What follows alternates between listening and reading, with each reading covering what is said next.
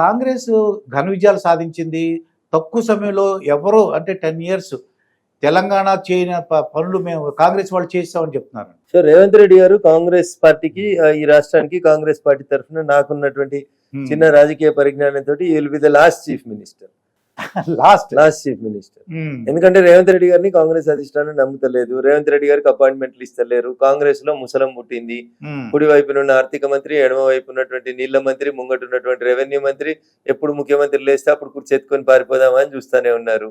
కాబట్టి ఈ కుర్చీల కొట్లాట లోపల జనానికి విసుగొస్తా ఉంది కాంగ్రెస్ పట్ల. కాంగ్రెస్ అభివృద్ధి మర్చిపోండి, ఉన్నట్టు కూడా ఉంచే పరిస్థితిలో కాంగ్రెస్ లేదు. కాబట్టి తెలంగాణ రాష్ట్ర ప్రజలకి కాంగ్రెస్ మీద 100% విరక్తి వచ్చింది.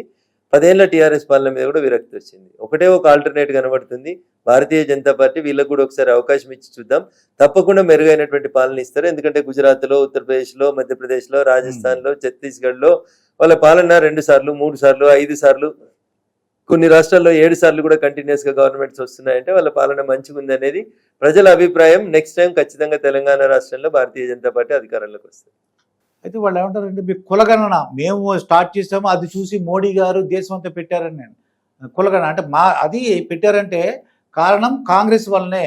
1952 ఈ దేశానికి మొదటిసారి సార్వత్రిక ఎన్నికలు జరిగినప్పటి నుంచి వాజ్పేయి గారు అధికారంలోకి వచ్చే కంటే ముందు, అంతకంటే ముందు ఉన్నటువంటి 1-2 ప్రభుత్వాలు మినహా మిగతా కాలం అంతా కాంగ్రెసే పాలించింది. దేశానికి స్వతంత్రం వచ్చినటి నుంచి ఈ రోజు దాకా కులగణన చేయకపోవడానికి ముఖ్య కారణం ఎవరంటే అది కాంగ్రెస్ పార్టీ అనే చెప్పుకోవాలి.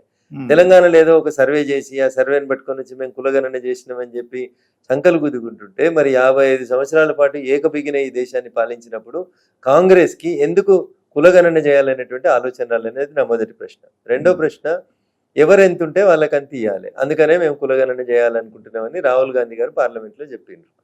సరే, తెలంగాణ గొప్పగా మేము కులగణన చేసినామని రాహుల్ గాంధీ గారు, రేవంత్ రెడ్డి గారు, కాంగ్రెస్ పార్టీ మొత్తం చెప్తుంది కదా మాస్టరు.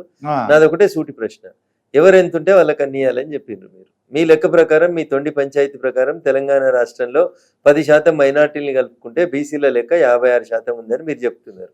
అది తప్పు లెక్కలని మిగతా పార్టీలో మేము చెప్తా ఉన్నాం. ఓన్లీ బీసీలే, అవుట్ ఆఫ్ ముస్లిమ్స్ పెడితే కూడా 50% ఉన్నారనేది నాలాంటి వరకు ఉన్నటువంటి అవగాహన. 50% బీసీ బిడ్డలు ఉన్నారు కదా, ఎవరు ఎంత ఉంటే వాళ్ళకి అన్ని ఇవ్వాలని చెప్పినారు కదా రాహుల్ గాంధీ గారు. తెలంగాణ రాష్ట్ర ముఖ్యమంత్రిగా రేవంత్ రెడ్డి గారు ముందున్నాయి 18 మంత్రి పదవులు. 18లో సగం బీసీలకు ఇవ్వాలి. మోర్ దాన్ 50% బీసీలు ఉన్నారు ఈ రాష్ట్రంలో. అంటే ఎన్ని ఇవ్వాలి? 10 ఇవ్వాలి. 18లో 10 బీసీలకు ఇవ్వాలి. ఇప్పుడు ఇచ్చిన ఎన్ని? 2 ఇచ్చినారు. ఇంకా మిగిలిన ఎన్ని ఖాళీలు? 6 ఖాళీలు ఉన్నాయి. ఆ 6ని కూడా బీసీలకే ఇస్తే 6 + 2 అయితే కూడా 8 అవుతాయి. ఇంకా 2 తక్కువ ఉంటాయి బీసీలకి. ఎక్కడి నుంచి ఇస్తారు మరి బీసీలకి? ఇవ్వలేరు. ఇవ్వడం చేత కాదు వీళ్ళకి. కాబట్టి కాంగ్రెస్ కేవలం మాటలకు మాత్రమే పరిమితం అవుతుంది, చేతులకు వస్తే చెయ్యరు వాళ్ళు. 6% లేని వారి సామాజిక వర్గానికి 6 పదవులు ఇచ్చుకోవడానికి రేవంత్ రెడ్డి గారికి అనుకూలంగా ఉంటుంది. 50% 6% ఉన్న వారి సామాజిక వర్గానికి మంత్రి పదవులు ఇచ్చుకోవస్తుంది. మోర్ దాన్ 50% ఉన్న బీసీలకి మాత్రం 10 ఇవ్వమంటే ఇవ్వడానికి రాదు. జనాభాలో 20% ఉన్నటువంటి దళితులకు ఇచ్చేటి 1-2 ఇస్తారు, మహిళలకి 1-2 ఇస్తారు. ఇది వీళ్ళ కాంపోజిషన్. ఎవరు ఎంత ఉంటే వాళ్ళకి అంత ఇరి. ముందుగాల తెలంగాణ రాష్ట్రంలో మీరు కులగణన చేసిర్రు అంటున్నారు, మేము కులగణన చేయలేదు అంటున్నాం. సరే, మీ దగ్గర ఉన్న లెక్కల ప్రకారం ఏ కులానికి ఎన్ని మంత్రి పదవులు అయ్యిండ్రి? బీసీలలో ముదిరాజులు ఎక్కువ ఉన్నారని రాష్ట్ర ముఖ్యమంత్రి చెప్తాడు. ఒక్క ముదిరాజుకు మంత్రి పదవి ఇచ్చిర్రా? ఇవ్వలేదండి, ప్రస్తుతానికి ఇవ్వలేదు. మరి ఎప్పుడు ఇస్తారు? ఏది అసలు మీరు? అందుకనే నేనేమంటున్నా, కాంగ్రెస్ కేవలం మాటలకి మాత్రమే పరిమితం అవుతుంది. నోరుతో చెప్తారు, నొసలతోటి ఎక్కిరిస్తారు. మరి కులగణన రిపోర్ట్ తీసుకుపోయి రేవంత్ రెడ్డి గారు పోయి మీ సిడబ్ల్యూసి సమావేశంలో మాట్లాడిండ్రు కదా.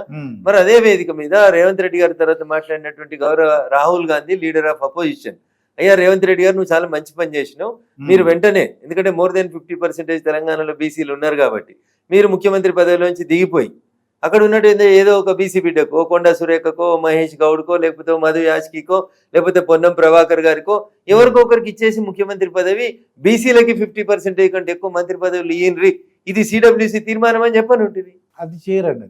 మరి అది చేయకుండా పోతే దాన్ని ఏమంటారు? అంటే అధికారంలో ఉన్నప్పుడు మాటలు చెప్పడం, ప్రతిపక్షంలో ఉంటే గొడవ చేయడం తప్ప వీళ్ళకి ఏం రాదు. But we're not like that. Modi గారి కేబినెట్ లో 3వసారి కూడా మీరు గణనాలు తీసుకుంటే 25 నుంచి 30 మంది ఓబీసీ బిడ్డలు కేంద్ర మంత్రివర్గంలో మంత్రులు ఉన్నారు. 12 మంది వరకు, దాదాపు 12 మంది వరకు మహిళలు ఉన్నారు. ఎస్సీలు 10 మంది ఉన్నారు, ఎస్టీలు 8 మంది ఉన్నారు, మైనార్టీలు 8 మంది ఉన్నారు. దాదాపు 70% మోడీ గారి కేబినెట్ భారత ప్రభుత్వంలో నరేంద్ర మోడీ గారు ప్రధానమంత్రిగా కేబినెట్ తీసుకుంటే మినిమం 27 మంది ఓబీసీలను ఉంచినాం మేము. అంటే మోర్ దెన్ 70% వరకు మోడీ గారి కేబినెట్ లో బీసీలు, ఎస్సీలు, ఎస్టీలు, మైనార్టీలను తీసుకొని మోడీ గారి కేబినెట్ నడుపుతుంటే మీ కేబినెట్ లో ఒక్క మైనార్టీ లేడు సార్. కాంగ్రెస్ బొచ్చలు కొట్టుకొని గట్టిగా చెప్తుంది కదా, మేమే టేకేదారులం, ముస్లింలకు మేమే వారసులం, మేమంతా గాంధీ వారసులం కాదు, మేమంతా ఆ టోపీ పెట్టుకున్న వాళ్ళం, గాంధీ టోపీ కాదు మాది ఒరిజినల్ టోపీ అని చెప్పుకునే వీళ్ళకి తెలంగాణ కేబినెట్ లో ఒక్క ముస్లిం అన్న మంత్రి ఉన్నాడా సార్? లేడు. ఏడాదిన్నర. మరి ఎందుకు లేడు సార్? ఎందుకు లేడు? ఎందుకు లేడు అంటే కాంగ్రెస్ నోరుతో చెప్తుంది, నోసలతో ఎక్కిరిస్తుంది. బట్టలు చింపుకోమన్నప్పుడు, బొచ్చలు కొట్టుకొని ఓట్లు అడుకోమన్నప్పుడు వాళ్ళు ఇట్లా ఇంటి ముంగడికి వచ్చి అడుక్కునేటోళ్ళలాగా కొట్టుకుంటారు. తుర్కోళ్ళకి మేమే టేకేదారులం అని కొట్టుకుంటారు. మరి తుర్కోళ్ళకి ఒక్క మంత్రి పదవి ఎందుకు ఇవ్వలేదు? మమ్మల్ని అడుగుతారు కదా, తుర్కోళ్ళకి ఒక ఎంపీ సీట్ ఇవ్వలేదు బీజేపీ అని అడుగుతారు కదా. మీరు గింత చిన్న రాష్ట్రం కదా తెలంగాణ, గీడ ఒక్క మంత్రి పదవి ఎందుకు ఇవ్వలేకపోయారు? మేమన్నా 8 మంది మైనార్టీలకి కేంద్ర మంత్రివర్గంలో మైనార్టీలకి మినిస్ట్రీ ఇచ్చిర్రు నరేంద్ర మోడీ గారు. మీ చిత్తశుద్ధికి మా చిత్తశుద్ధికి తేడా చూడండి.